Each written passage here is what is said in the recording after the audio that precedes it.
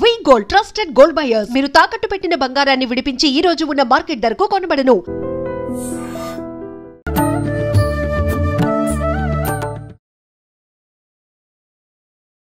నమస్కారం, welcome to I dream. ధర్మ మార్గం విత్ విజిత కార్యక్రమానికి స్వాగతం. ప్రస్తుతం మనతో పాటు ఉన్నారు శ్రీ విద్యా ఉపాసకులు శ్రీ కామాఖ్య అమృత శోధనా సంస్థ వ్యవస్థాపకురాలు వేణుశ్యామ అమ్మ. ఇప్పుడు వారితో మాట్లాడి మరిన్ని విషయాలు తెలుసుకుందాం. అమ్మ నమస్కారం. అమ్మ, మనం ఇంతకు ముందర మంత్రం యొక్క గొప్పతనం గురించి మాట్లాడుకునే సందర్భంలో శ్రీమాత్రే నమః గురించి మనం వివరణ ఇస్తున్నామమ్మ. దాని గురించి శ్రీ అంటే ఆల్రెడీ చెప్పాను. ఏంటి అంటే శ్రీ అంటే వాగ్భవకూటం, కామరాజకూటం, శక్తికూటం.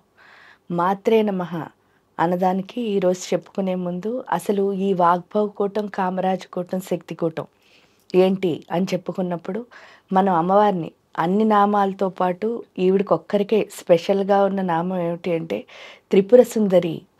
త్రిపుర సుందరి అంటే ఏంటి అంటే 3 పురాల్ని పరిపాలించే తల్లి.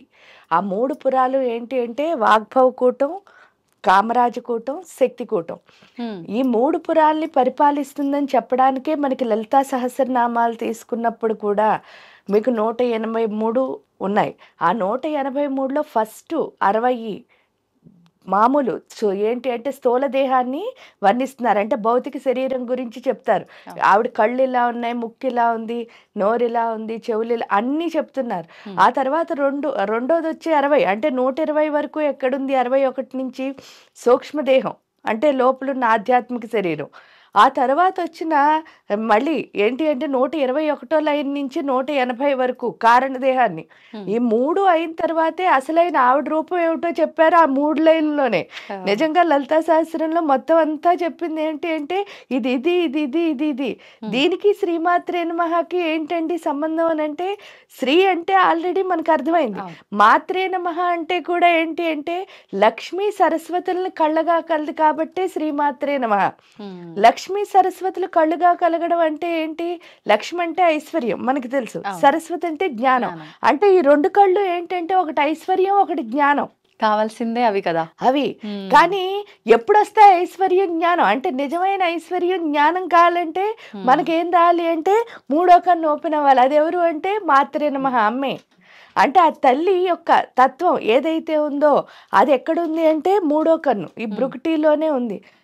ఈ జ్ఞాననేత్రం ఎప్పుడైతే ఓపెన్ అవుతుందో అప్పుడు అర్థమయ్యే ఒకే ఒక విషయం ఏమిటి అని అంటే అసలు ఎప్పుడు అంటే జ్ఞానం అంటే ఏంటో తెలుసు. జ్ఞానం అంటే ఏంటి అంటే నువ్వు బీ ఇన్ ప్రెజెంట్, వర్తమాన కాలంలో మాత్రమే ఉండు. అయిపోయింది నీకొద్దు, అవ్వాల్సింది నీకొద్దు. అంటే తర్వాత ఏమవుతుందో అని టెన్షన్ పడ్డాం అనుకోండి. అంటే ఇప్పుడు మనకు లేట్ అయింది, ఇక్కడికి రావాలి, మనకు 10 నిమిషాలు లేట్ అయింది. అయ్యో 10 నిమిషాలు లేట్ అయిపోతుంది, 10 నిమిషాలు లేట్ అయిపోతుంది అని గాబరా పడ్డంలో మనం ఏం చేస్తాము అని అంటే నెక్స్ట్ జరిగే రోజంత కార్యక్రమాన్ని పాడు చేసేస్తాం. అదే ఈ 10 నిమిషాలు మనం బ్యాలెన్స్ గా ఉండగలిగితే అప్పుడు ఏమవుతుంది? అసలు ఎందుకు అయిందో 10 నిమిషాలు లేట్ తెలియదు కదా. మొన్నే మీరు చూస్తే అహ్మదాబాద్ ఎక్కాలి, లండన్ వెళ్ళే ఫ్లైట్, ఒక అమ్మాయి ట్రాఫిక్ లో ఉండిపోయిందిట. 5 మినిట్స్ లేట్ అయింది, బోర్డింగ్ మూసేసాం అన్నారు, ఆ పాపను ఎక్కనివ్వలేదుట. కానీ అక్కడ ఏమైంది అంటే ఫ్లైట్ లో యాక్సిడెంట్ అయింది, అందరూ ప్రాణాలు కోల్పోయారు. కానీ ఈ అమ్మాయి ఇక్కడ ఉండిపోయింది. అప్పుడు మంచా చెడా అని ఆలోచించామనుకోండి, అంతా మన మంచికే అని చెప్పడానికి కారణం అదే. దానికి ఎగ్జాంపుల్ కూడా ఉంది. ఏంటి అంటే భారతంలో కౌరవులు, పాండవులు అంటే వర్తమాన కాలంలో ఉండడం ఎంత బెస్ట్ అన్నది మనం అర్థం చేసుకోవడానికి అంతకంటే లేదు. కౌరవులు, పాండవులు ఏం చేస్తారు అంటే పాచికలు ఆడారు. పాచికలు ఆడినప్పుడు శకుని మోసం చేశాడు పాండవుల్ని. అవేవో మాయా పాచికలు తెచ్చాడు, ఏమైంది అందుకని ఓడిపోయారు అని అంటారు. కానీ ఓడిపోయారు రైటే. ఓడిపోయి ఏం చేశారు అంటే అరణ్యవాసం, అజ్ఞాతవాసం చేశారు. ఆ చేసిన ఆ టైంలో వాళ్ళు మంచిగా ఏం చేశారు, వాళ్ళ కర్మలన్నీ వదిలించుకుని సాధనలు చేశారు. ఎందువల్ల వాళ్ళు గొప్పవాళ్ళు పాండవులు, ఎలాగూ ధర్మ మార్గపరులు. అన్ని సంవత్సరాలు అలా చేయడం వల్ల ఏమైంది అంటే ఫైనల్గా నెగ్గాల్సిన కురుక్షేత్రంలో ఏమైంది? నెగ్గారు. ఎందువల్ల ఈ పాచికల్లో కనుక వీళ్ళు గెలిచి ఉంటే దుర్యోధనుడు ఊరుకుని ఉంటాడా? లేదు. కామ్గా ఊరుకుంటాడా వీళ్ళని ఏం చేయకుండా? దుర్యోధనుడు ఎలాంటి వాడు? దుర్మార్గుడు. కాబట్టి అందువల్లే కృష్ణుడు అక్కడ ఓడించినా కూడా అంటే ఒకసారి ఏదైనా మనకి ఫెయిల్యూర్ వచ్చిందని కూడా ఎందుకు బాధపడకూడదు అంటే, వర్తమానాన్ని యాక్సెప్ట్ చేయగలిగాము అంటే భవిష్యత్తు చాలా గొప్పగా ఉంటుంది అన్నదే మనకి ఆ భారతం చెప్తోంది. అంటే ఇలా ప్రతి స్టోరీలో, అంటే రామాయణం తీసుకోండి, ఎందులో తీసుకున్నా సరే 12 ఏళ్ళకి విశ్వామిత్రుడు తీసుకెళ్ళాడు రాక్షసులను చంపడానికి. అంటే జనరల్గా ఏ తండ్రి కొడుకుని 12 ఏళ్ళప్పుడు పంపించడు. ఇప్పుడు మనమైనా అమ్మో వాడికి ఏం తెలియదు అంటాం, పిక్నిక్ వెళ్ళినప్పుడు కూడా భయపడతాం. అలాంటిది రాక్షసులను చంపడానికి దశరథ మహారాజు పంపించగలిగాడు. పంపించిన తర్వాత అక్కడ వెళ్ళినప్పుడు ఆ 12వ సంవత్సరంలో విశ్వామిత్రుడు మంచిగా పంచదశి మంత్రాన్ని, బాలా మంత్రాన్ని ఉపదేశం చేయించి, ఆయనతో సాధన చేయించి, ఆయనలో ఏంటి అంటే ఆత్మశక్తిని పెంచాడు. ఎప్పుడైతే పెంచాడో అప్పుడు రావణాసురుణ్ణి కైకి పంపించినప్పుడు ఆయన ఈజీగా చంపగలిగాడు. లేకపోతే రావణాసురుడు లాంటి గొప్ప సమవుజ్జిని చంపాలి అంటే ఇంకా ఎంత గొప్పగా మారాలి. ఎందుకంటే శత్రువైనా ఆయన పొగడక తప్పదు. అంత గొప్పవాడు, తెలిసిన వాడు, గొప్పవాడు. అందులో యుద్ధ నీతి అన్నీ తెలుసు ఆయనకి. అలాంటి వాడితో యుద్ధం చెయ్యాలి అంటే ఇప్పుడు ఏంటంటే ఒక మామూలు వాడితో యుద్ధం చేయడం ఈజీ, కానీ నీలాంటి వాడో నీకంటే గొప్పవాడో తెలియని అంత గొప్పవాడితో యుద్ధం చేయాలంటే నువ్వు అంతే గొప్పగా ఎదగాలి. కాబట్టి 12వ సంవత్సరం నుంచి ఇన్ని మారుస్తూ తీసుకొచ్చి ఫైనల్ గా యుద్ధంలో గెలిచేటట్టు చేశారు. అంటే వర్తమానంలో కనుక ఉండగలిగాము అంటే మనం ఎప్పుడూ కూడా అంతే గొప్పగా ఉంటాం. అంటే ఐశ్వర్యం రావాలన్నా లేదా మనకి జ్ఞానం రావాలన్నా కూడా వర్తమానంలోనే ఉండాలి. అదే శ్రీమాత్రే నమః మనకి చెప్తోంది. కానీ అమ్మ, వాస్తవం మీరు చెప్పిన దాన్ని బట్టి నిజమే కదా, ఇలా ఉంటే ఎంత బాగుంటుంది అనిపిస్తుంది. కానీ అసలు ఎలా కుదురుతుంది అంటారు అలా ఉండటం? ఎలా కుదురుతుంది అంటే మనసులో చంచలత్వం పోయి నిశ్చలత్వం రావాలి. అందుకే అమ్మవారు నిశ్చింత నిరహంకార నిర్మోహ మోహనాశిని అని చెప్తారు కదా. ఆ నిశ్చింత ఏంటంటే ఎప్పుడు ఎక్కువ ఆలోచనలు ఎవరికి ఉండవో వాళ్ళే ఎలా ఉంటారు అని అంటే నిరహంకార, అహంకారం లేకుండా ఉంటారు. అహంకారం ఎవరికి లేకుండా ఉంటారో నిర్మోహ అంటే మోహం అన్నది తీసేస్తుంది. మోహనాశిని పూర్తిగా మోహం అంటే అట్రాక్షన్స్ అన్నదాన్ని తీసేస్తుంది. మనం నిజం వైపు ఎంత బాగా ఉంటామో అంత నిశ్చిత. ఆ నిజం వైపు ఉండడం అంటే ఓన్లీ ఒకటే దారి. అదేంటి అంటే మీరు ఏ విద్యనైతే నమ్మారో, అంటే విద్య అంటే కూడా ఇదే చెయ్యాలి అని కాదు. మనకి మంత్రం చేస్తే ఏమవుతుంది అంటే తొందరగా, ఎందువల్ల అంటే వాళ్ళు ఆల్రెడీ అదే శక్తి ఉందని ఆ మంత్రంలో కనుక్కున్నారు. కాబట్టి ఆ మంత్రం చదవడం ద్వారా తొందరగా మనకి ఆలోచన రహిత స్థితి అన్నది వస్తుంది. అంతేకాకుండా ఇప్పుడు మీరు చేస్తున్న పనినే మీరు భక్తిగా భావించి చేయగలిగారు అంటే తప్పకుండా మీ ఆలోచన అన్నది మార్పు వచ్చేస్తుంది. ఎందుకంటే మీ పనిలో మీరు కష్టపడ్డం ఎప్పుడైతే, అందుకే సేవ అని చెప్తారు. అంటే పూజ ఏది చేసినా అన్నిటికంటే సేవ ప్రేమ అన్నదే ఫైనల్ అని చెప్పడానికి కారణం ఏంటంటే మన శరీరాన్ని ఎంత కష్టపెడతామో అంత ఆలోచన అన్నది తగ్గిపోతుంది.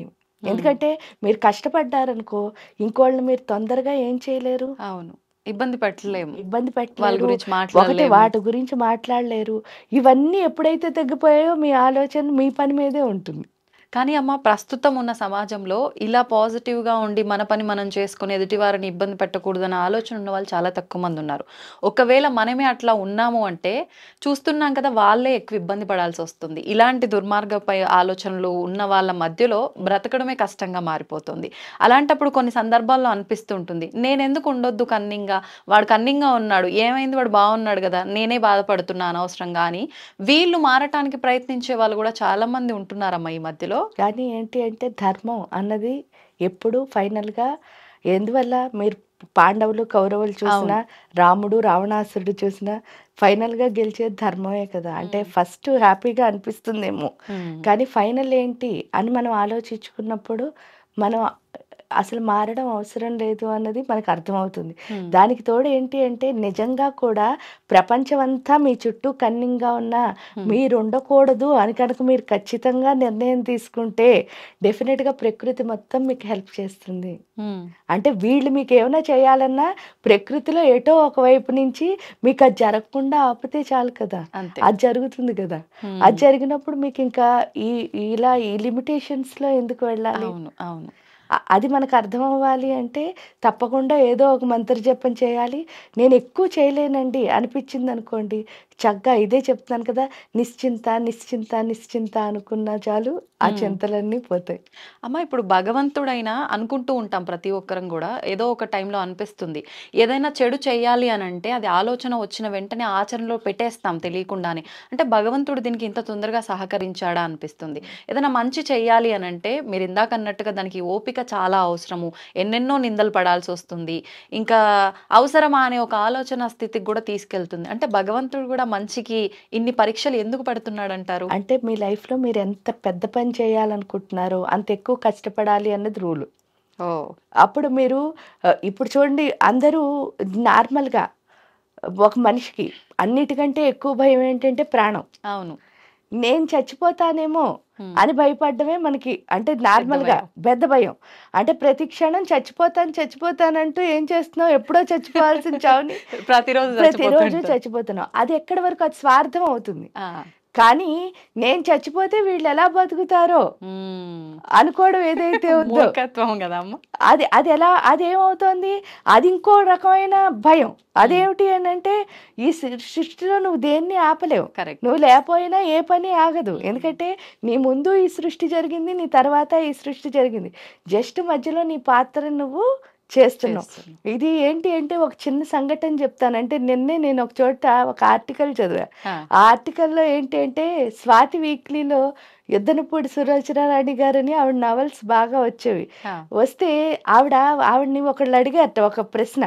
ఏమని అడిగారు అంటే, ఒక పత్రికా విలేకరు ఇలాగే అడిగారట, ఇప్పుడు మీరు ఇంత సక్సెస్ఫుల్ ఉమెన్ కదా, ఎవరైనా కనుక ఇలాగే అవ్వాలి అంటే మీరు ఇచ్చే సలహా ఏమిటి అంటే, జనరల్గా ఏంటి అంటే ఆడవాళ్ళకి పక్కింట్లో ఏమవుతుందో చూడడం బాగా అలవాటు, అందువల్ల అది పట్టించుకోకుండా నా పని నేను చేసుకుంటాను అని చెప్పేసి మన పని మనం చేస్తూ మధ్యలో వచ్చిన కొమ్మలన్నిటికీ హెల్ప్ చేసుకుంటూ వెళ్ళిపోయాం అనుకోండి, ఎప్పుడూ హ్యాపీగా ఉంటామని చెప్పారు ఆవిడ. అప్పుడే మనం సక్సెస్ అవుతాం లైఫ్లో. ఎందుకు అని అంటే జనరల్గా డీవియేషన్స్ ఎందుకు ఉంటాయి అంటే, ఇక్కడ ఎడానాడికి చాలా శక్తి ఉంటుంది. అంటే స్త్రీకి ఉన్నదే ఎనర్జీ. ఆ ఎనర్జీ ఏం చేస్తూ ఉంటుందంటే ఎప్పుడూను స్పీడ్గా చేయిస్తుంది పని. అంటే ఇక్కడ తప్పు రైటు కాదు, అంటే మీరు అన్నట్టు చూడండి, అంటే తప్పు పని స్పీడ్గా అవుతుంది, రైట్ పని స్లోగా అవుతుంది లేదు. ఏదైనా స్త్రీ అనుకుంది అంటే ఇమీడియట్ యాక్షన్ ఉంటుంది. పురుషుడు ఏంటి అంటే ఆయనకి పింగళానాడులో శక్తి ఉంటుంది, అందుకని ఆయన ఏం చేస్తూ ఉంటాడు, ఎక్కువ ఆలోచిస్తాడు. అంటే ఇది ఎలా చేయాలి, చేస్తే ఏమవుతుంది, ఇవన్నీ పురుష శక్తి. స్త్రీ శక్తి ఏంటంటే ఇమీడియట్ యాక్షన్. ఎప్పుడైతే ఇమీడియట్ యాక్షన్ అంటే మంచి అయినా చెడైనా ఇమీడియట్ గానే యాక్షన్. అది అసలు పెళ్లి అన్నది పెట్టడానికి రీజనే అది. ఏంటి అంటే వీళ్ళు తొందర, అంటే అన్ని ఫాస్ట్ గా చేయాలి, వీళ్ళు స్లోగా చేస్తారు. వీళ్ళ ఆలోచన శక్తిని ఫాస్ట్ ని కలిపితేనే సమాజం ముందుకు వెళుతుంది. కరెక్ట్. అందులో మళ్ళీ అంటే వయస్సును బట్టి కూడా ఈ పెళ్లి నిర్ధారణ ఇదంతా కూడా చేయడం జరిగింది కదమ్మా. అంటే ఆలోచన విధానం ఆడవారికి అయితే ఈ వయసు, మగవారికి అయితే ఈ వయసులో అని చెప్పి అన్ని అలా ఒక దగ్గర డిజైన్ చేయడం జరిగింది. డిజైన్ ఎందుకు చేశారంటే స్త్రీకి తొందర చాలా మెచ్యూరిటీ ఎక్కువ ఉంటుంది. అంటే ఆర్గనైజేషన్ స్కిల్స్ చాలా బాగుంటాయి. ఎందువల్ల అంటే ఇంట్లో తను అన్ని సర్దడం, ఏమీ లేకపోయినా ఇల్లు సర్దుకుని వెళ్ళడం, ఇవన్నీ స్త్రీకి ఎక్కువ ఉంటాయి. పురుషుడికి ఏంటి అంటే మెచ్యూరిటీ అన్నది కొంచెం లేటుగా ఉంటుంది. ఎందువల్ల అంటే ఎప్పుడైతే ప్లానింగ్ మాత్రమే ఉందో, యాక్షన్లో లేమో, అప్పుడు ఏమవుతుంది, మీరు ప్లాన్ వేస్తారు కానీ అది ఎలా చేయాలో తెలియదు కదా. అందువల్ల చిన్న వాళ్ళని ఎందుకు చేశారు అని అంటే, ఈవిడికి మెచ్యూరిటీ లెవెల్ ఎక్కువైపోయి ఆయనకి తక్కువయ్యాయి అనుకోండి, అప్పుడు ఫైటింగ్స్ ఎక్కువ అవుతాయి కదా. అందువల్ల అందులో ఈవిడ శక్తి స్వరూపం. అందువల్ల ఏంటి అంటే డెఫినెట్ గా డామినేషనే ఉంటుంది. ఆ డామినేషన్ తట్టుకోవాలి అంటే ఆయన కూడా అదే మెచ్యూరిటీలో ఉండాలి. అందువల్ల ఈక్వల్ వయసు వద్దు అని చెప్పడానికి కారణం ఏంటి అంటే, లైఫ్ సాఫీగా జరగాలి అంటే కొంచెం పెద్దవాళ్ళని చేసుకుంటేనే బెస్ట్. అలా కాకుండా ఏంటి అంటే ఇద్దరు మంచిగా మెచ్యూరిటీ ఉన్న వాళ్ళు ఉన్నారనుకోండి, ఒకే వయసు చేసుకున్నా ఏం పర్వాలేదు. అంటే ఒక్కొక్క ఫ్యామిలీలో చిన్నప్పటి నుంచి రెస్పాన్సిబిలిటీ తీసుకున్న అబ్బాయిలు కూడా ఉంటారు. అప్పుడు ఇద్దరు కలిసి ఒకే వయసు వాళ్ళు చేసుకున్నా ఏమి అవదు, వాళ్ళు హాయిగా ఏదైనా అర్థం చేసుకునే దాన్ని బట్టి ఉంటుందేమో కదమ్మా. ఇప్పుడు ఒకప్పుడు ఇవన్నీ చూసేవాళ్ళు కానీ ఇప్పుడు ఇవన్నీ కూడా చూడట్లేదు.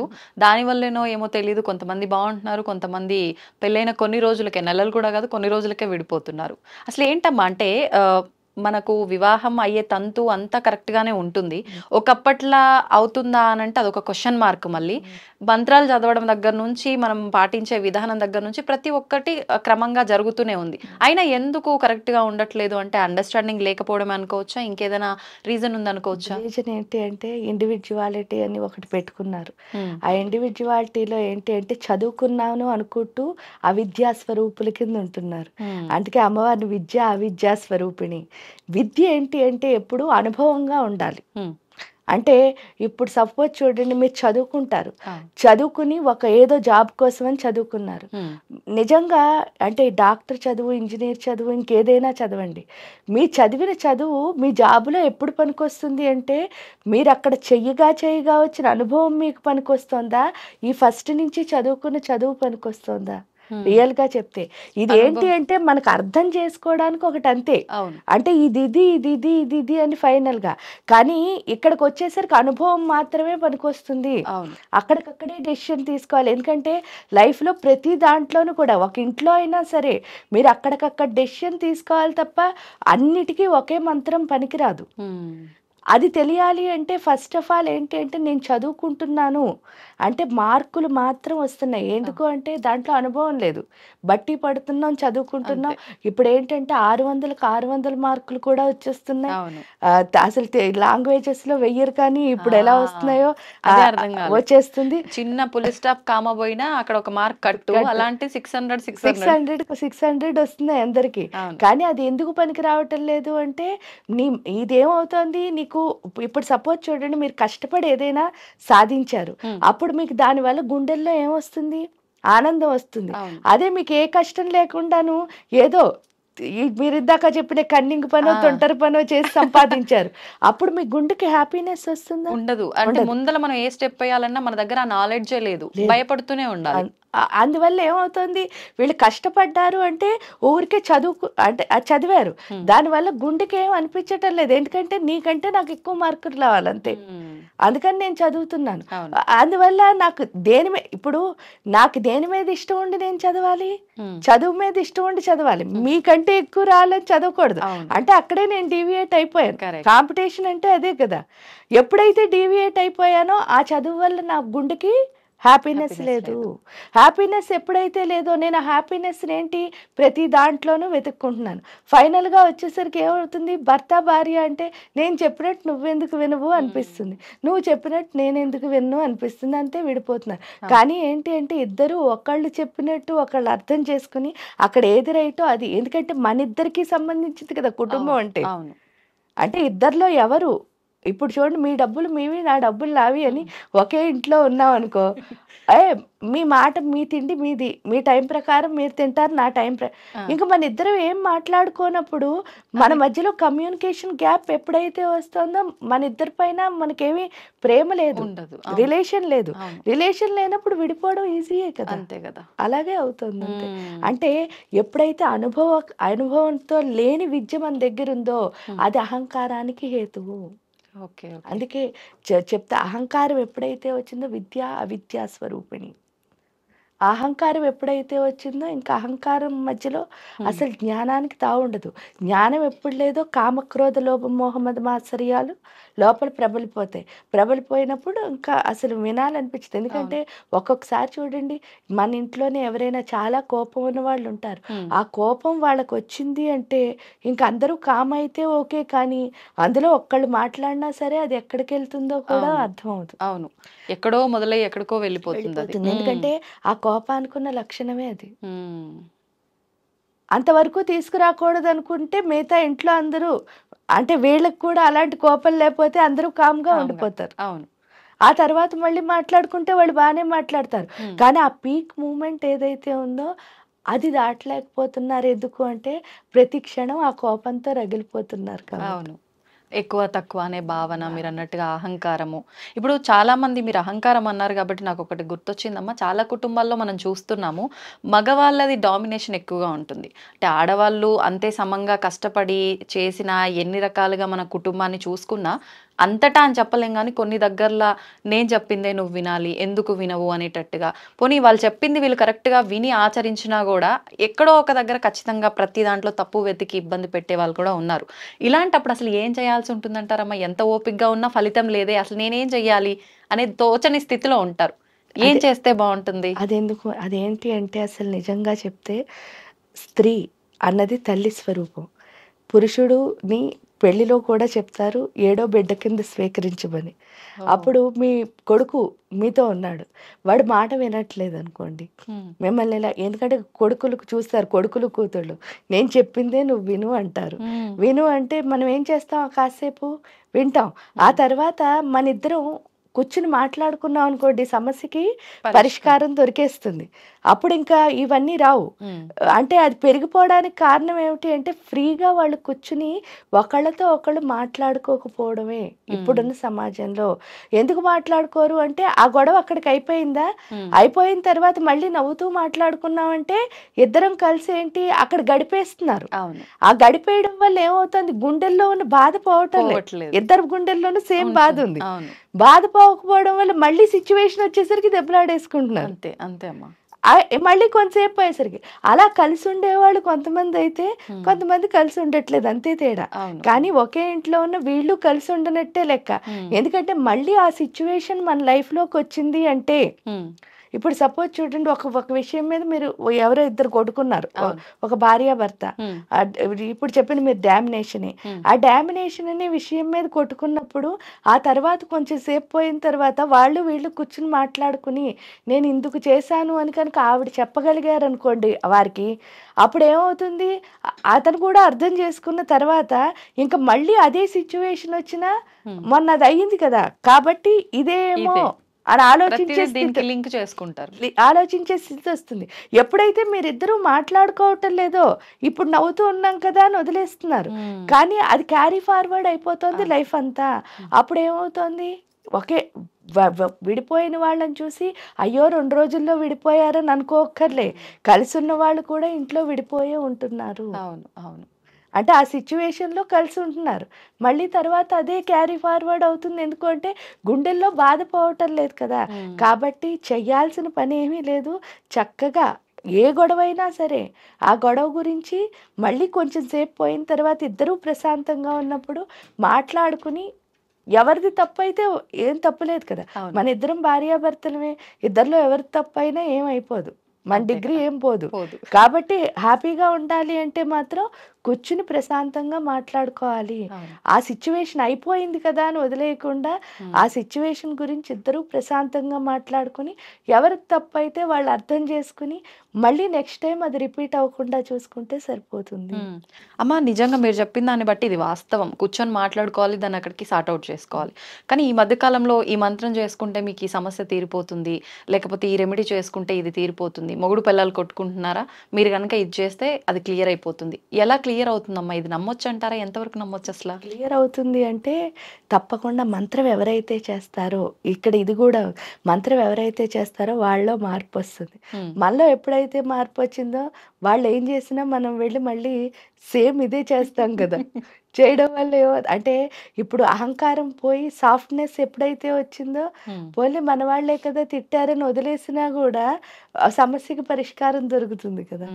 ఇక్కడ అలా అది అవుతుంది. కానీ అది ఎప్పుడు అంటే పూర్తిగా ఆ మంత్రదేవతకి మనం సరెండర్ అయినప్పుడు. అంతేకాని ఆ మంత్రం చేస్తే అయిపోతుంది కదా అని చెప్పేసి ఫాస్ట్గా ఏదో చేసేసి అవలేదు అవ్వింది అలా చెప్పకూడదు.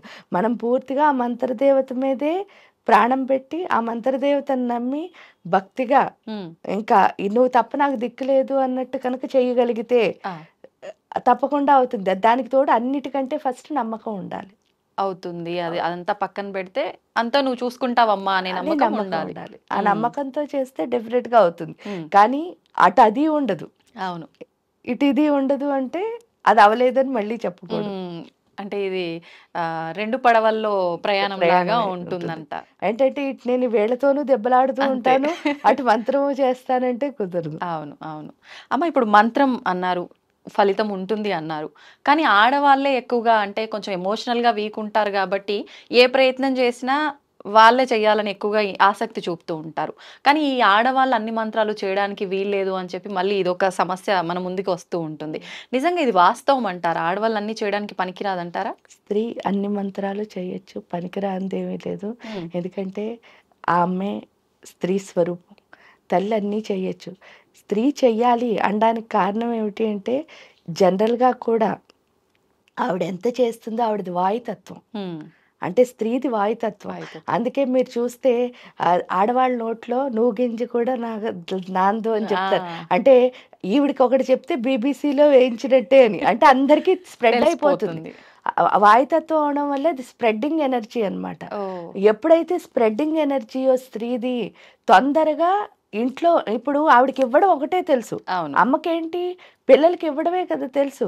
అప్పుడు ఈవిడ ఏం చేసినా సరే ఇంట్లో ఉన్న అందరికీ ఏమవుతుంది, స్ప్రెడ్ అవుతుంది ఆ ప్రేమతత్వం వల్ల.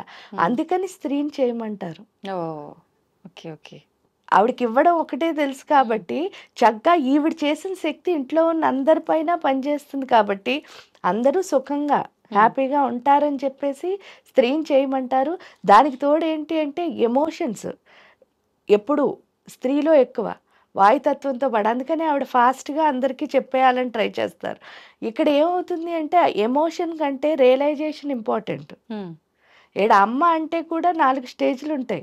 ఫస్ట్ స్టేజ్లో అమ్మ ఎలా ఉంటుంది అంటే స్వార్థంగా ఉంటుంది.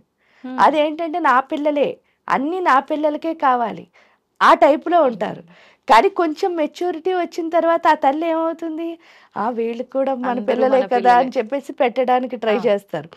ఆ తర్వాత కొన్ని రోజులు వచ్చేసరికి ఏమవుతుంది, అంతా ఒక్కటే. అంతే. ఆ తర్వాత వచ్చేసరికి ఇప్పుడు నీ పిల్ల ఇంకో పిల్ల వచ్చింది, ఇద్దరిలో ఎవరు తప్పు చేశారో మీకు క్లియర్ గా తెలిసిపోయింది, మన పిల్లే చేసిందని తెలిసినా సరే అక్కడ వాళ్ళ అమ్మో నాన్నో లేకపోతే రియాక్షన్ వేరేలా ఉంటుంది, వాళ్ళ అమ్మో నాన్న ఉంటే రియాక్షన్ వేరేలా ఉంటుంది.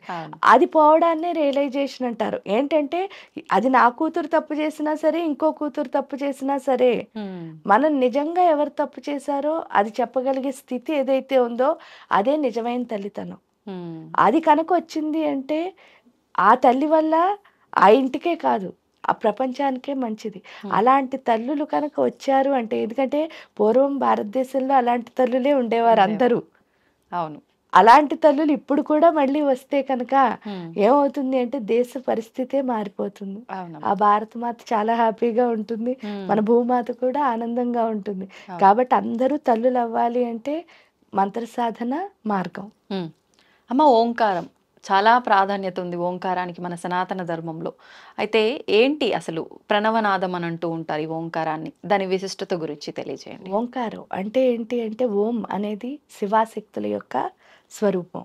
కాబట్టి ఆ ఒక్క ఓంకారాన్ని కనుక చెప్పిస్తే శివాశక్తి యొక్క తత్వం మన లోపలికి వస్తుంది. ఇప్పుడు నార్మల్గా ఏంటి అంటే శివుడు అంటే ఎక్కడున్నాడు, మనం శ్రీ గురించి చెప్పుకున్నప్పుడే అనుకున్నాం ఆత్మభౌడే శివుడు, నా లోపల ఉన్న ఆత్మభావుడే శివుడు. కానీ ఆత్మే శివుడు అని అందరూ చెప్పడం వరకు ఓకే, కానీ నిజంగా మన ఆత్మని మనం శివుడి కింద భావించగలుగుతున్నావా? లేదు. అంటే సడన్ గా ఎప్పుడో తత్వం చెప్పినప్పుడు ఓకే ఏమో, కానీ రోజంతా భావించగలిగే స్థితి ఏదైతే ఉందో అది రావాలి అంటే ప్రకృతి మొత్తం తల్లి స్వరూపం అని తెలియాలి, ఆ పార్వతి యొక్క శక్తి. అప్పుడు మిమ్మల్ని నేను పార్వతిలా ఎప్పుడైతే చూస్తానో అప్పుడు అందరూ అమ్మలే కదా. ఆ చూసే స్థితి వస్తేనే ఈ లోపల ఉన్న శివుడిని నేను చూసుకోగలుగుతాను. అంతేకాని ఈవిడ పలానా పార్వతీదేవులా ఎలా ఉంటుందిలే ఇలాంటి డిఫరెన్షియేషన్స్ ఏమి ఉండకూడదు. ఒకసారి మనం ఫిక్స్ అయ్యాము అంటే మీరు పార్వతి అంతే. ఓకే, ఎప్పుడైతే అది చూడగలిగామో, అలా అని అక్కడ పురుషుడు ఇక్కడ స్త్రీ ఇలా ఏంలే, మొత్తం అందరూ పార్వతీదేవే, నా కళ్ళకి ఏది కనిపిస్తోందో అది పార్వతి. ఆ తల్లిని కనుక మనం ఎప్పుడు చూడగలిగామో ఈ ఆత్మశక్తి అన్నది పెరుగుతుంది. ఆ పెరగడం అన్నది ఏంటి ఓంకారం ద్వారా వస్తుంది. కాకపోతే జనరల్గా ఏంటి అంటే ఓంకారాన్ని అందరినీ చెయ్యొద్దు అని చెప్పడానికి రీజన్ ఏమిటి అంటే ఎంత శివుడు శక్తి అని అంతా చూడగలిగిన స్థితి ఎప్పుడైతే వచ్చిందో పూర్తి వైరాగ్యం వచ్చేస్తుంది. ఆ వైరాగ్యం ఎప్పుడైతే వచ్చిందో గృహస్థాశ్రమంలో కొన్నిసార్లు పనికిరాదు, అంటే అందరికీ కూడా ఇదంతా ఉంటుంది కాబట్టి జనరల్గా చెయ్యొద్దు అనడానికి. కానీ ఏంటి అంటే ఫైనల్ అదే కాబట్టి అది నెక్స్ట్ మినిట్ ఏమి వచ్చేది. ఆ. కాబట్టి చేస్తూ అంటే ఎంత సాధన చేస్తే అంత బాగా వస్తుంది కాబట్టి చేస్తూ ఉండడమే. ఆ చేయడం ద్వారా ఎప్పుడు మనం రీచ్ అవ్వగలిగాం, ఎందుకంటే అది కూడా ఒక అదృష్టమే కదా. అంతే. అవును. అమ్మ, పంచాక్షరి మంత్రం కూడా ఓం నమ శివాయ అని చెప్పి మామూలుగా శివ ఆరాధన ఎప్పుడు చేసినా ప్రతి ఒక్కరం అదే చెప్తూ ఉంటాం. కానీ ఈ మధ్య కాలంలో నేను విన్నది ఓం నమ శివాయ మగవారు చేయొచ్చు కానీ ఆడవారు చేయకూడదు, శివాయ నమః అని చెప్పి చేసుకోవాలి అని చెప్పి. మీరు ఇందాక చెప్పినప్పుడే నాకు అర్థమైంది ఏ మంత్రమైనా ఎవరైనా చెయ్యొచ్చు అని. కానీ మరి ఎందుకు ఇలాంటి మాటలు మనం వింటున్నామంటారు? ఫస్ట్ పార్వతీ అమ్మవారు ఎవరో చెప్తే అప్పుడు ఆ తర్వాత మనం ఇంకేమైనా చెప్పచ్చు. పార్వతీ అమ్మవారు చేసిన మంత్రమే ఓం నమ శివాయ. కాబట్టి ఆవిడ ఓం నమ శివాయతోనే శివయ్యను తెచ్చుకున్నారు. అవును.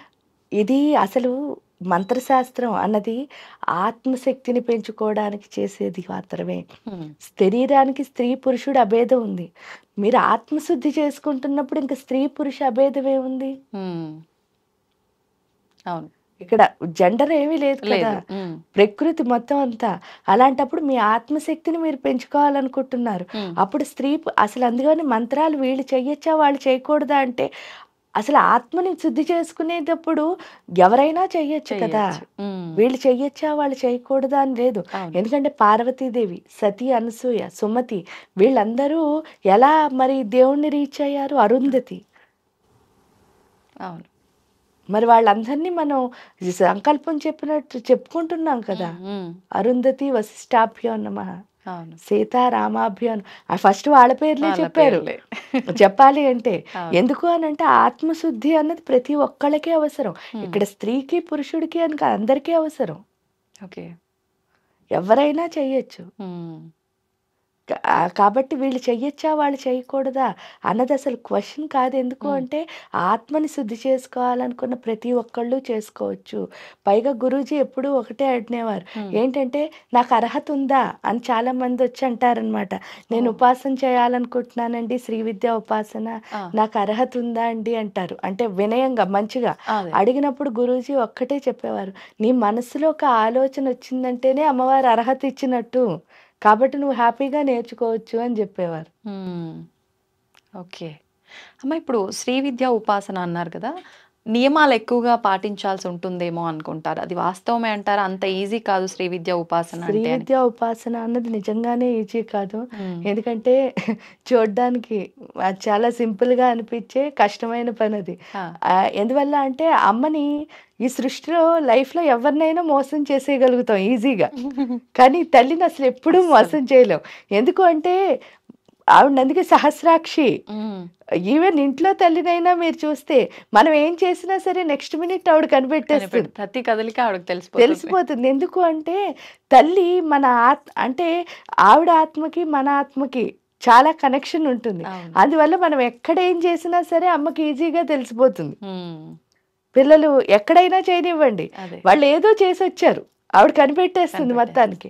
సో ఆ తల్లి అయితే మన సాక్షిభూతమై మన్నే చూస్తూ ఉంటుంది.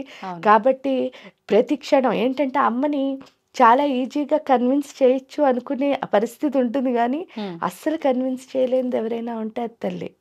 ఎందుకు అని అంటే ఆవిడకి అన్నీ తెలుసు. కాబట్టి మనలో ఏంటి అంటే ఒక్కొక్క అంటే చిన్ని తప్పు కూడా ఉండకూడదు, మనలో ఉన్న ప్రతి లోపాన్ని బయటకు తీస్తుంది. అందుకని శ్రీ విద్యా ఉపాసన నిజం అంటే ఇది శరీరానికి సంబంధించిన నియమాల కంటే ఆత్మ నిబంధనలు చాలా ఇంపార్టెంట్ శ్రీ విద్యా ఉపాసనలో.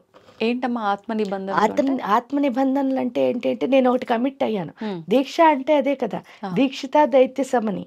మీరు ఎంత దీక్షగా ఉంటారో అంటే మీరు ఇక్కడికి 11కి రావాలనుకున్నారు, సపోజ్ 11కి ఇక్కడికి వచ్చేయాలి. 11 ఒక్క నిమిషం అవ్వకూడదు అనమాట. ఎందుకు అవ్వకూడదు అని అంటే అంత నిబద్ధతతో ఉండాలి. మధ్యలో ట్రాఫిక్ జామ్ అయింది, అది మీరేం చేయలేరు. అవును, కానీ మీరు బయలుదేరాల్సిన టైం మాత్రం మీకు ఖచ్చితంగా బయలుదేరాలి.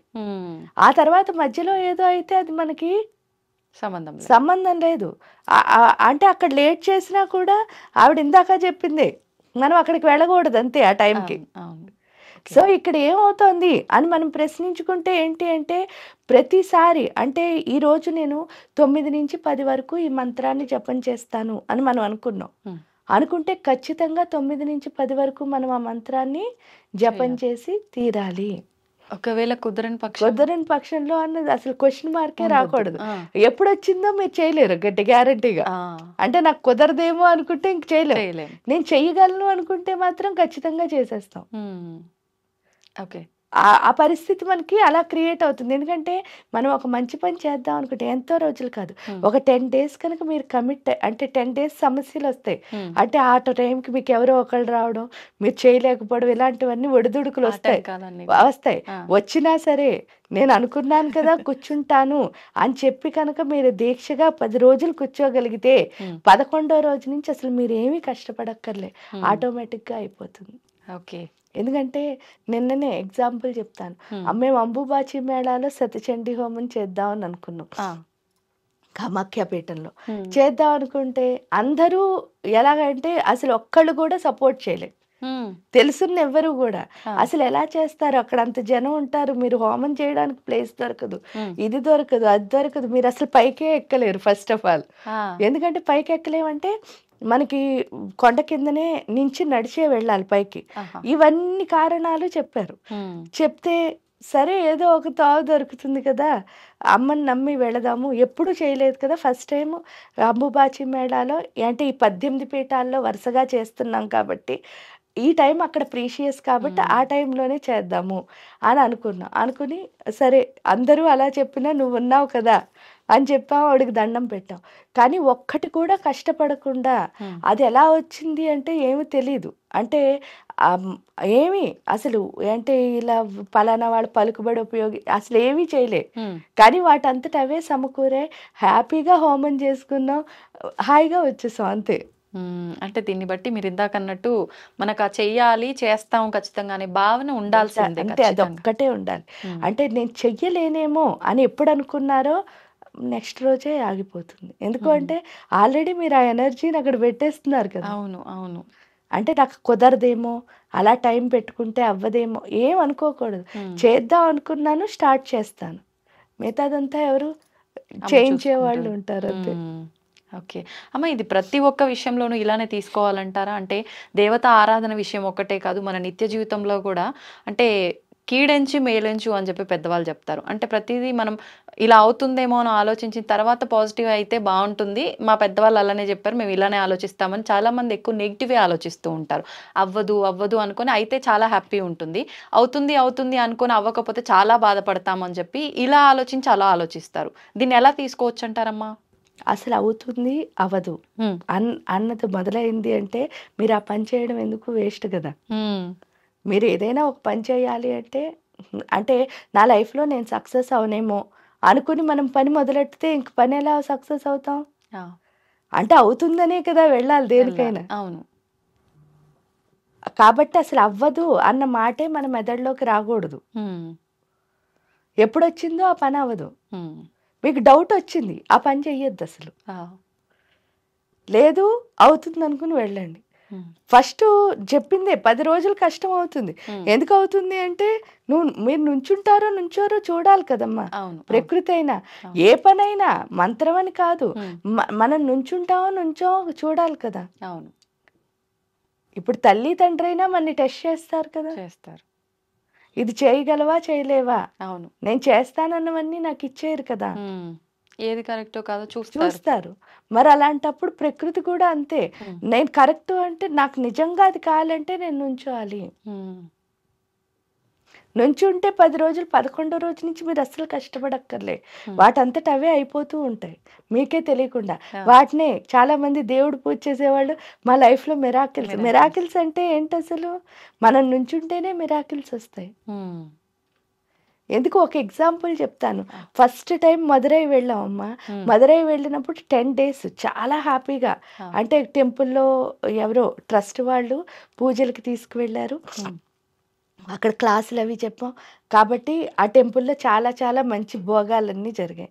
జరిగిన తర్వాత ఏంటయిందంటే ఫస్ట్ టైం మళ్ళీ కంచి వచ్చాను. ఆ తర్వాత ఎప్పుడో కొన్ని రోజుల తర్వాత అంటే మధుర మీనాక్షి, కంచి కామాక్షి, కాశీ విశాలాక్షి అంటారు, తెలుసు కదా. అవునమ్మా. అయితే కంచి వస్తే అమ్మా అక్కడ అయితే వాళ్ళు తీసుకెళ్లారు Hmm. కాబట్టి ఎంతో బాగా జరిగింది, ఇక్కడ నాకు తెలిసిన వాళ్ళు ఎవరూ లేరు కదా నువ్వు తప్ప, Hmm. ఆ, ఇక్కడ ఎలా ఏం చే- జరుగుతుందో తెలీదు అని చెప్పేసి వెళ్ళాం. ఆ. వెళ్ళేసరికి కరెక్ట్ గా టెంపుల్లోకి వెళ్ళాం అమ్మ. Hmm. టెంపుల్లోకి వెళ్ళేసరికి నువ్వు తెలిసిన దాని అంతే మనకి, అంటే ఆ అమ్మ తప్ప ఎవరో అంతే. తెలీదు. వెళ్ళేసరికి ఆయన ఎవరో తెలీదు, అసలు వాంగ వాంగ వాంగ వాంగ అని లోపలికి తీసుకెళ్ళిపోయారు. ఆ. లోపలికి అంటే ఎంత లోపలికి అంటే మరి ఏంటి అక్కడ లోపల శ్రీచక్ర అంటే ముందు గేట్ వరకు తీసుకెళ్ళి అంతా చేయించి ఆయన అన్ని చూపించారు. చూపించిన తర్వాత బయటకు వచ్చిన తర్వాత ఆయన ప్రసాదం అంతా ఇచ్చారు. ఇచ్చిన తర్వాత కేరళలో ఎక్కడుంటారు అన్నారు. ఆ రోజు నాకు తెలియదు, నేను కేరళ శారీ కట్టుకుని వెళ్ళా, కేరళలో ఎక్కడుంటారు అన్నారు. కాదు ఆంధ్ర అని. ఆయన పాపం కేరళ ఆయన, ఆ పూజారి ఎవరో ఆయన, మేము కేరళ అనుకుని పాపం లోపల వరకు తీసుకెళ్లారు. కానీ తీరా చూస్తే కాదని తెలిసింది. కానీ ఏ మామూలుగా అంటే ఆయన అనుకున్నది వేరు, జరిగింది వేరు. కాకపోతే మనకైతే చాలా బాగా దర్శనం అయింది హ్యాపీగా. అంటే ఆవిడ ఒక్కటి తెలిస్తే చాలు కదా. అంతే అంతే. అందుకని ఎప్పుడైనా సరే మన అందుకే మీరు చూస్తే కూడా థాట్స్ ఎప్పుడు హైగా ఉండాలంటారు లైఫ్లో ఎదగాలంటే. అంటే మీరు ఆ హైనే పట్టుకోవాలి. ఎప్పుడైతే దాన్ని పట్టుకున్నారో మిగతావన్నీ ఈజీ అయిపోతాయి. అలా అని నేను చెప్పేది ఏంటి అంటే, నేను దేవుణ్ణి కొలుస్తున్నాను కాబట్టి, నేను అమ్మని నమ్ముతున్నాను కాబట్టి అమ్మ అమ్మ అమ్మ అనుకుంటూ వెళ్తున్నాను. అదే మీరు ఇంకో దాన్ని నమ్మచ్చు, మీరు చేస్తున్న వృత్తిని నమ్మచ్చు. ఆ వృత్తిని మీరు పట్టుకున్నా సరిపోతుంది. అప్పుడే మీకు పాజిటివ్ థింకింగ్ వచ్చేస్తుంది ఆటోమేటిక్గా. ఎందుకంటే మీరు అనుకున్న హై లాస్ట్ది ఏదైతే ఉందో దాన్ని ఎప్పుడైతే పట్టుకున్నారో ఆటోమేటిక్గా ఈ కిందవన్నీ మీరు చేసేసుకోగలుగుతారు ఈజీగా. ఆ హై అంటే ఏంటంటే కూడా నేనంటాను ఒక వ్యక్తి లేకపోతే ఒక ఇది కాదు, చక్కగా మీరు అనుకున్న, ఇప్పుడు సపోజ్ నేను ఇందులో ఎదగాలి, ఆ వృత్తి ఏదైతే ఉందో ఆ వృత్తిలో ఫైనల్ ఏంటి దాన్ని పట్టుకోవాలి. అది ఎంత అంటే భక్తిభావంతో, ఏదైనా భక్తే ఉండాలి. ఎందుకంటే డివోషన్ లేకుండా మనం ఫైనల్కి చేరలేము. ఎందుకంటే మీరు అనుకున్న పనిని మీరు ఇష్టంగా చేయాలి, అదే డివోషన్ అంటే. మీకు ఇష్టం లేకుండా వచ్చానా, మాట్లాడానా, వెళ్ళిపోయానా అంటే మీకే నచ్చదు. అవును. మీ గుండె హ్యాపీగా ఉండదు. అవును. కానీ వచ్చాను అంటే నేను నేను ఇది చెయ్యాలి.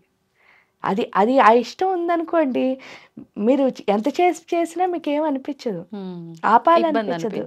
అవును. లేదనుకో ఒకటి అయ్యగానే టైర్డ్ అయిపోతారు. అవును, వాస్తవం. రోజంతా ప్రతి ఒక్కరి లైఫ్ లో ఇది ఖచ్చితంగా ఎక్స్పీరియన్స్ చేస్తారు. ఒక్కటి అవగానే టైర్డ్ అయ్యావంటే మనకు అది ఇష్టం లేదు, దాన్ని వదిలేయడం బెస్ట్. అంతే. కానీ 24 hours చేసినా 25 hour ఎందుకు లేదు అనిపిస్తుంది చూసారా, అది మీకు ఇష్టం. ఈ స్థితి రావాలంటే చాలా ఓపిక, సాధన ఎన్నో ఉండాలేమో కదమ్మా. ఉండాలి. అన్నిటికంటే అవేం అక్కర్లే, మీరు చేస్తున్న పని మీరు అయిపోవాలి అంతే. మీరు ఏ పని చేయండి ఆ పని మీరు అయిపోవాలి. ఓకే. మీ ఐడెంటిటీ మీకు కనిపించకూడదు, మీ పనే మీకు కనిపించాలి. అది ఎప్పుడు కనిపిస్తుందో లైఫ్లో డెఫినెట్గా చాలా చాలా గొప్పగా ఎదుగుతారు. ఒక గోల్ ఉండాలి, ఆ గోల్ని రీచ్ అవ్వాలి అని అంటే ఇప్పుడు మీరు చెప్పినట్టుగా మన పని మనం చేసుకుంటూ పోవాలంతే. అమ్మ, ఇట్లా మన పని మనం చేసుకుంటూ పోతుంటాము. కానీ కొన్నిసార్లు అనిపిస్తూ ఉంటుంది, నేను ఎంత కష్టపడ్డా ఏం చేసినా, నేను చాలా జెన్యున్గా ఉన్నా, అన్ని రకాలుగా నేను కరెక్ట్గా నా వేలో నేను వెళ్తున్నా, కానీ నాకు ఏది ఫేవర్గా అవ్వటం లేదు, నా గోల్ని నేను రీచ్ అవ్వలేకపోతున్నాను అంటే నాకు అదృష్టం లేదేమో, నాకు ఇంతవరకే రాసి పెట్టుందేమో, ఇలా మాట్లాడుతూ ఉంటారు. నిజంగా అదృష్టం అనేది ఉంటేనే మన హార్డ్ వర్క్కి ఫలితం ఉంటుందంటారా? నేను దాన్ని ఒప్పుకొని ఇందాక చెప్పిన భారతమే చెప్తున్నా. అలా అనుకుంటే అసలు వాళ్ళు అడవుల్లో తిరుగుతూ కూడా అంటే ఫెయిల్ అయిపోయినట్టే కదా. అవును. ప్రతి క్షణం ఫెయిల్ చేస్తూనే వచ్చాడు కదా. అవును. ఎవరు? దుర్యోధనుడు. ప్రతి క్షణం ఫెయిల్, ఆఖరికి ఒక ఇల్లు కట్టించి అది లక్కిల్లు వాళ్ళని కాల్చడానికి ట్రై చేశాడు. అవును. రెండోసారి ఈ పాచికల్లో ఓడించాడు. మూడోసారి ద్రౌపది వస్త్రాపహరణం.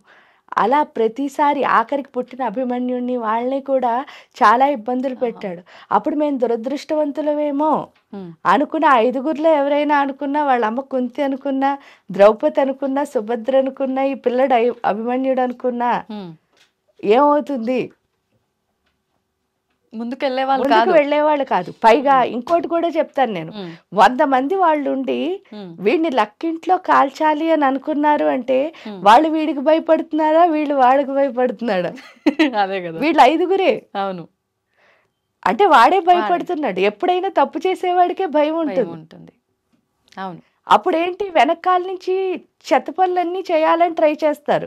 రైట్ చేసేవాడు వాడి పని వాడు చేసుకుంటూ వెళ్ళిపోతాడు. అదే అర్జునుడు వాళ్ళు. ఓకే. ఫైనల్ గా గెలుపు ఎవరిది అంటే అది దురదృష్టం. అంటే ఇప్పుడు ఇవన్నీ ఫెయిల్యూర్సే కదా మరి. అప్పుడు మేము దురదృష్టవంతులు అని వాళ్ళలో ఎవరనుకున్నా సరే ఏమవుతుంది, అంతే, ముందుకు వెళ్ళలేకపోయేవారు, వాళ్ళ గోల్ ని వాళ్ళు రీచ్ రీచ్ అవ్వలేకపోయారు.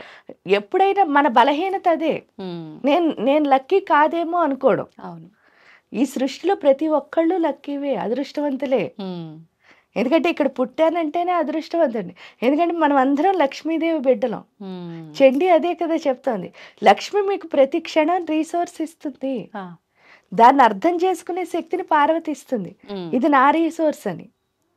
ఆ తర్వాత సరస్వతీదేవి ఇస్తుంది, ఈ వచ్చిన రీసోర్స్ని ఎలా మీకు అనుకూలంగా మార్చుకోవాలి. కాబట్టి లక్ష్మి, సరస్వతి, పార్వతి ముగ్గురు మీతోనే ఉన్నారు. అప్పుడు మీరు దురదృష్టవంతులు ఎలా అవుతారు? అంతే కదా. ఈ సృష్టిలో ఎవ్వరూ దురదృష్టవంతులు కాదు, ప్రతి ఒక్కళ్ళు అదృష్టవంతులే. మన బలహీనతే మనని ఫెయిల్ చేస్తుంది. ఓకే. మనం అందుకని బలహీనత వదిలేసి బలాన్ని పెంచుకుంటే సరిపోతుంది. ఎవరికైనా అంతే. చూడండి, చాలా మంది నా పైన వాళ్ళు ఏదో ప్రయోగం చేశారండి, లేకపోతే నన్నేమో నాకు దెయ్యం పట్టిందండి, ఇలాంటివన్నీ చెప్తారు చూసారా, అవన్నీ బలహీనతలే.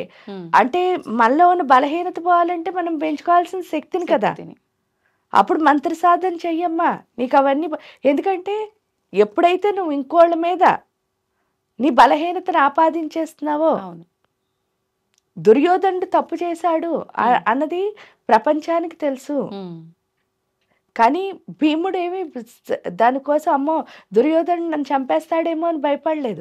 పైగా వాళ్ళకు వరం కూడా ఉంది, 5గురిలో ఫస్ట్ వాడిని ఎవరు చంపారో మిగతా 4గురిని వాడే చంపుతాడు. అంటే 5గురు ఉన్నారు, వాళ్ళు బలవంతులు. 5గురిలో ఒకడు ఫస్ట్ వాడిని చంపిన వాడే మిగతా 3గురిని చంపుతాడని. అది ఎవరు అన్నది ఎవరు కనిపెట్టలేకపోయారు, కానీ అది భీముడు. ఫైనల్ గా దుర్యోధనుడిని కూడా చంపాడు. కానీ భీముడికి తెలుసు కదా, నేనే వాళ్ళని ఒక్కొక్కళ్ళని మట్టు పట్టించానని. అవును. సో అంటే ఇక్కడ అర్థం ఏమిటి అని అంటే, మనం బలహీన పడిపోకుండా బలంగా ఉండాలి. ఆ బలంగా ఉండడానికి మీరు ఏ విధంగా, ఇప్పుడు చూడండి, మంత్ర సాధన చేయడం ద్వారా శక్తి వస్తుంది. అంతేకాకుండా ఇప్పుడు కొంతమంది మోటివేట్, ఎవరైనా మాట్లాడితే వింటూ ఉంటే వాళ్ళు మోటివేట్ అవుతారు. అలా లేదా మీకు మీరు చెప్పుకునే స్థితి ఉంటుంది, అది గొప్పది. ఎప్పుడు మిమ్మల్ని మీరు సమాధానపరుచుకునే స్థితి, అది ఇంకెక్కడికి వెళ్ళక్కర్లేదు. హాయిగా మీరు కూర్చుని మిమ్మల్ని మీరే సమాధానపరచుకోవచ్చు ప్రశాంతంగా. ఇలా మీకు ఏ విధంగా నప్పితే ఆ విధంగా మీ శక్తిని పెంచుకోవాలి తప్ప బలహీనులు అయిపోకూడదు. ఇప్పుడున్న పరిస్థితి బలహీనులు అవడం వల్ల వచ్చింది తప్ప దురదృష్టవంతులు అన్నవాళ్ళు ఈ భూమి మీద ఒక్కళ్ళు కూడా ఉండరు. ఓకే.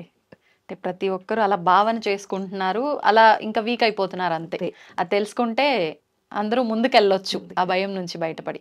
అమ్మ, మనకు ఆషాఢ మాసంలో తొలి ఏకాదశి ప్రారంభం అవుతోంది. అప్పటి నుంచి పండుగలన్నీ కూడా ప్రారంభం అవుతాయి. అంటే మన ప్రతి నెలలో మనకి 2 ఏకాదశులు వస్తాయి. మన సనాతన ధర్మంలో ఏకాదశికి ఒక ప్రత్యేకమైన ప్రాధాన్యత ఉంది. మరి ఈ ఏకాదశికి మాత్రం ప్రత్యేకించి చాతుర్మాస దీక్షలు ప్రారంభం అవుతాయి, విష్ణుమూర్తి ఆరాధన ప్రారంభం అవుతుంది. ఏంటమ్మా, దాని గురించి వివరించండి. తొలి ఏకాదశి అంటే అందరూ మొదటగా వచ్చే ఏకాదశి అని చెప్తారు. కానీ తొలి ఏకాదశి అంటే ఏంటంటే తొలకరివాన స్టార్ట్ అయ్యే టైం, అందుకని ఫస్ట్ ఏకాదశి. ఈ ఆషాఢ మాసం అన్నది మీరు చూస్తే శూన్యమాసం, ఇక్కడి నుంచే మొదలవుతుంది రోజులన్నీ. ఆషాఢం, శ్రావణం, భాద్రపదం, ఆశ్వీజం, కార్తీకం. ఈ ఆశ్వీజ కార్తీక మాసాలు చాలా గొప్ప మాసాలు. ఎందుకు అంటే ఏ సాధకులకైనా సిద్ధినిచ్చే మాసాలు. అందుకే ఆశ్వీజ పౌర్ణమి నుంచి కార్తీక పౌర్ణమి వరకు ఉన్న నెల రోజుల రాత్రుల్ని బృందావనంలో అయితే రాసని చేస్తారు, మామూలుగా వాటిని సిద్ధరాత్రులు అని పిలుస్తారు. అందుకే మీరు చూడండి, కాలరాత్రి, మహారాత్రి, మోహరాత్రి. ఆ మోహరాత్రులు అని ఈ నెల రోజుల్ని. ఏంటి అంటే మనలో ఉన్న ఆకర్షణలన్నీ పోయే రాత్రులు. మీరు చూస్తే కూడా ద్వాదశి వరకు, క్షీరాబ్ది ద్వాదశి వరకు ఈ చాతుర్మాస దీక్షలు జరుగుతాయి. ఎందువల్ల అంటే ఇవి చేసుకోవడం ద్వారా ఆ సమయంలో దీక్ష, భాద్రపద మాసం మళ్ళీ శూన్యమాసం, ఆషాఢ మాసం శూన్యమాసం. ఈ శూన్యమాసాల్లో సాధన చేయడం ద్వారా బోళ్ళంతా మంచి అంటే ఏంటి అంటే శక్తి అన్నది బాగా వస్తుంది, అంటే దేవతారాధన వల్ల. అంతేకాకుండా అవేమో మోహరాత్రులు, మనలో ఉన్న ఆకర్షణలు. జనరల్గా ఏంటి అంటే సాధకుడికి ఆకర్షణలను వదిలేయడం, దైవం వైపు ముందుకు వెళ్ళడం. ఈ మొత్తం ఈ మాసాలన్నీ ఏం చేస్తున్నాయి, ఈ 4 నెలల కాలం మన్ని అక్కర్లేనివన్నీ వదిలించేసి ఆధ్యాత్మికంగా ఎదగడం. ఆషాఢ మాసం నుంచి మనకి భాద్రపద మాసం ఎండింగ్ వరకు చేస్తే ఆశ్వీజ కార్తీక మాసాలు దేవతను చేరుకోవడానికి ముందుకు తీసుకువెళ్తాయి. అందుకని ఈ 4 నెలల కాలాన్ని దీక్షగా పట్టి సాధకులు ఏం చేస్తారు అంటే మంత్ర సాధన చేసుకుంటూ ఇంకా వాళ్ళు పూర్తిగా మంత్ర సాధనలోనే ఉంటారు. ఆ ఉండడం ద్వారా ఏమవుతుంది అంటే వాళ్ళకంటూ ఒక మంత్రం ఉంటుంది. ప్రతి సాధకుడు ఎన్ని మంత్రాలు చేసినా వాళ్ళకి అంటూ ఒక మంత్రం ఉంటుంది, గురువు మెయిన్గా ఇచ్చిన మంత్రం. ఆ మంత్రాన్ని పూర్తిగా ఆ 4 నెలల కాలం పాటు సాధన చేయడం ద్వారా ఆ మంత్ర దేవతకి దగ్గర అవడం. ప్లస్ ఏంటి అంటే ఆ టైంలో తిండిని కొంచెం తగ్గిస్తారు. ఎందువల్ల తిండి ఎక్కువ తినడం వల్ల బద్ధకం అన్నది పెరిగి నిద్ర అన్నది పడుతుంది. కానీ ఏంటంటే నిద్ర తిండి తగ్గించి, అంటే శరీరానికి సంబంధించిన సుఖాలని తగ్గించి పూర్తిగా కష్టపడి దేవత వైపు వెళ్ళడానికి చేసేదే ఈ చాతుర్మాస్య దీక్ష. అమ్మ, ఇప్పుడు భగవంతుడు యోగ నిద్రలో ఉంటాడు అని అంటారు. కొంతమంది నిద్రపోయిన తర్వాత భగవంతుడు మా కోరికలు ఎలా తీరుస్తారు అని మూర్ఖంగా మాట్లాడుతూ ఉంటారు. అసలు ఏంటమ్మా దాని గురించి వివరణ? యోగ నిద్ర అంటే నిద్రపోవడం అని కాదు, ఆయన పూర్తిగా ఎందులో అంటే ధ్యానంలో ఉండడం అని. ఇప్పుడు మనమైనా యోగ నిద్ర అంటే అదే కదా, కామ్గా, అంటే మనస్సును పూర్తిగా ఆపేసి ఉంటాడు. అలాంటప్పుడు విష్ణుమూర్తి నుంచి మనకు వచ్చే శక్తి ఏదైతే ఉంటుంది అంటే విష్ణుమూర్తి మనలో ఉన్న మాయల్ని తొలగిస్తాడు. కాబట్టి ఆయన యోగ నిద్రలో ఉన్న టైంలో చేయడం ద్వారా మనలో ఉన్న మాయల్ని పూర్తిగా తొలగించుకోవడానికి. ఎందుకంటే జనరల్గా మనం అబద్ధంలో ఎక్కువ ఉంటాం, నిజంలో తక్కువ ఉంటాం. ఇక్కడికి వచ్చేసరికి ఏంటి అంటే అబద్ధాన్ని వదిలేసి నిజం వైపు వెళ్ళే స్థితి అన్నది మనకి విష్ణుమూర్తి నేర్పిస్తాడు. పైగా ఏంటి అంటే మన లోపల విష్ణు గ్రంథి అని ఒక గ్రంథి ఉంటుంది. ఈ మణిపూర్ అనాహత చక్రాలను కలుపుతూ ఆ విష్ణు గ్రంథి విభేదన అయితేనే సాధకుడు ముందుకు వెళ్ళడానికి అవకాశం ఉంది. కాబట్టి ఆయన యోగ నిద్రలో ఉన్నప్పుడు ఆయన ధ్యానం చేయడం ద్వారా ఆయన శక్తికి మనం ఏమవుతాం, పూర్తిగా కనెక్ట్ అయిపోతాం. ఎప్పుడైతే కనెక్ట్ అయ్యామో ఏంటి అని అంటే వీళ్ళు ఆయన కోరికలు తీర్చడానికి చేసేది కాదు సాధన. ఫస్ట్ మనం అర్థం చేసుకోవాలి, కోరికలు ఏమీ లేకుండా చేసుకోవడానికి చేసేదే సాధన. కాబట్టి ఇంక మూర్ఖత్వంగా మాట్లాడడానికి ఏం లేదు. ఎప్పుడైతే విష్ణువుతో మనం కనెక్ట్ అవుతామో మాయలకు వెళ్లకుండా పూర్తిగా మనం నిజం, ఆ నిజం ఏమిటి అంటే తల్లి. అందుకే మధుకైటపుల్ని చంపినప్పుడు ఆ తల్లిని ఆయన దింపుతాడు యోగ నిద్రలోంచి బయటకు వచ్చి. ఫస్ట్ అధ్యాయం అదే చండీ సప్తశతిలో. ఎప్పుడైతే ఆ తల్లి వస్తుందో ఆ తల్లి ఏం చేస్తుంది, వీళ్ళిద్దరిని హతమారుస్తుంది. ఇక్కడికి వచ్చేసరికి ఏంటి అని అంటే అది ఆ కనెక్షన్ అన్నది మనకి ఎప్పుడైతే ఏర్పాటు చేశాడో, నిజం అమ్మ ఎందుకండి అని అంటారు.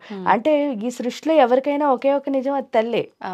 ఆ ఒకే ఒక ఏంటంటే ఆ కడుపులోంచి నేను వచ్చానన్నది ఒక్కటే మనకి నిజం, మిగతావన్నీ నమ్మకాలే. అంటే విష్ణు మాయని తొలగించి ఆ తల్లితో కలుపుతాడు అనమాట. ఎప్పుడైతే కలిపాడో అందుకే మనకు వచ్చేసరికి కార్తీక మాసం ఎండ్ అయి మనం దీక్ష విరమించే టైంకి ఏంటి అంటే ఆ రాధాదేవి శక్తిలో మనం కలిసిపోతాం. అమ్మ, ఇప్పుడు మీరు చెప్పినట్టుగా అంటే మన ఫోకస్ అంతా కూడా ఆరాధన పైన ఉండాలి కాబట్టి ఈ ఆహారం తినకూడదు అనే నియమ ఏకాదశి రోజు. కొంతమంది చెప్తారు ఆ రోజు అన్నం కనుక తింటే అది విషంతో సమానం, విషతుల్యమైనది అని చెప్పి. అంటే మనం అలా ఉండడం కోసం ఇలా ఒకటి ఏదైనా దానికి లింక్ చేసి చెప్తే ఉంటారు అన్న ఒక ఉద్దేశమా, ఎలా తీసుకోవచ్చు అంటారు? యాక్చువల్గా ఏంటి అంటే దేని మీద వ్యామోహం ఉండకూడదు. అన్నిటికంటే ఫస్ట్ వ్యామోహం తిండే. ఎందుకంటే ఈ రుచి లేకపోతే నేను తిన్నాను దానికి చాలా ఎడిక్ట్ అయిపోతారు జనం. అది ఎంత తిండి మీద మనకి వ్యామోహం ఉంటుందో అంత భగవంతుడికి దూరం అయిపోతాం. భగవంతుడు అంటే ఏంటంటే డివినిటీ ఏదైనా సరే, ఇందాక చెప్పినట్టు యాదేవి సర్వభూతేషు వృత్తి రూపేణ సంస్థిత, ప్రతి వృత్తిలోనూ ఆ తల్లి ఉంది భగవంతుడి రూపంలో. మనకేంటి అంటే అది ఈ రుచులు ఎంత ఎక్కువ మనం తీసుకుంటున్నామో అంత లిమిటేషన్స్ అన్న వచ్చేస్తాయి మనకి. అంటే మనం వ్యాపించడానికి ఉండట్లేదు, అంటే ఎప్పుడు లిమిట్ అయిపోతున్నాం. కానీ మన ఆలోచన ఎప్పుడు వ్యాపక శక్తి ఉండాలి. అంటే పెద్ద పెద్ద ఆలోచనలు మనకి రావాలి అంటే బుర్ర బాగా పనిచేయాలి కదా. అవును. మనం ఈ రుచులకి ఎప్పుడైతే లిమిట్ అయ్యామో బుర్ర మందబుద్ధి, సూక్ష్మ బుద్ధి రాదు. అందుకని వాళ్ళు ఏం చేశారు అంటే తిండి మానేమని. అంతేకాని మీకు వ్యామోహం లేదు. ఇప్పుడు మీరు అన్నం తిన్నా ఒకటే, రొట్టె తిన్నా ఒకటే, ఇంకోటి ఏదో తిన్నా ఒకటే. ఆ టైంకి తినాలంటే తింటారు, తినకూడదంటే తినరు. అలా ఉన్నారనుకోండి, అప్పుడు మీరు తిన్నా తినకపోయినా ఏం పర్వాలేదు. అవును అవును. కానీ ఖచ్చితంగా నాకు ఇది కావాలి, ఇది లేకపోతే నేను తిన్ను. చాలా మంది అసలు పొద్దున్న లేచిన దగ్గర నుంచి ఆ తిండి కోసమే బోళ్ళని పాటలు పడేవాళ్ళని కూడా మీరు చూస్తారు. అవునవును. సో అలా ఉన్న వాళ్ళకి ఒక బ్రేక్ అన్నమాట. ఎప్పుడైతే ఇచ్చారో అది ఆపితే ఏమవుతోంది వాళ్ళ మెదడులో అన్నది వాళ్ళకి అర్థమవుతుంది. ఓకే. ఎందుకు అని అంటే అది ఎక్కువ మనం ఎప్పుడైతే ఆ రుచి మీద వ్యామోహం పెట్టుకున్నామో మనం లిమిట్ చేసేసుకోవడం వల్ల బుద్ధి అన్నది మందగిస్తుంది. ఆ మందగించిన బుద్ధిని సూక్ష్మ బుద్ధి కింద మార్చుకోవడానికే వాళ్ళు ఇవి చెప్పారు. పైగా ఉపవాసం అంటే తిండి మానేయని కాదు, దగ్గరగా ఉండు. ఉపవాసం దగ్గరగా ఉండు, భగవంతుడికి దగ్గరగా ఉండు. ఆ దగ్గరగా ఉండే స్థితి మీకు తిన్నా ఉందనుకో తప్పకుండా ఉండొచ్చు, లేదనుకో మనకు అది వచ్చే వరకు ట్రై చేయాలి. అది ఇక్కడ. ఓకే అమ్మ, ఇప్పుడు మీరు అన్నదాన్ని బట్టి నాకు అనిపించింది ఏంటంటే, సాధారణంగా పెద్దవాళ్ళు చెప్పే కొన్ని పదాల్లో ఏం చేసినా మనం కష్టపడేది అంటే బట్ట పొట్ట కోసమే కదా. ఈరోజు మనం తినకుండా తర్వాత ఫ్యూచర్లో పెద్దవాళ్ళు అయిన తర్వాత తిందామన్నా అప్పుడు తినలేము అని చెప్పి అంటూ ఉంటారు. దీన్ని ఎలా తీసుకోవచ్చు అంటారు? అంటే తినడం అన్నది ఎందుకు అంటే పొట్ట కోసమే. అంటే పొట్ట నిండి, ఇప్పుడు సపోజ్ చూడండి, పొద్దున బ్రేక్ఫాస్ట్ చేశారు, అది పొట్ట కోసమే. మధ్యాహ్నం లంచ్ చేశారు, అది పొట్ట కోసమే. రాత్రి డిన్నర్ చేశారు, అది పొట్ట కోసమే. కానీ ఆ తర్వాత కూడా పొట్ట కోసమే మీరు ఏం చేస్తున్నారు? దాని వైపే పరుగులు తీస్తున్నాం.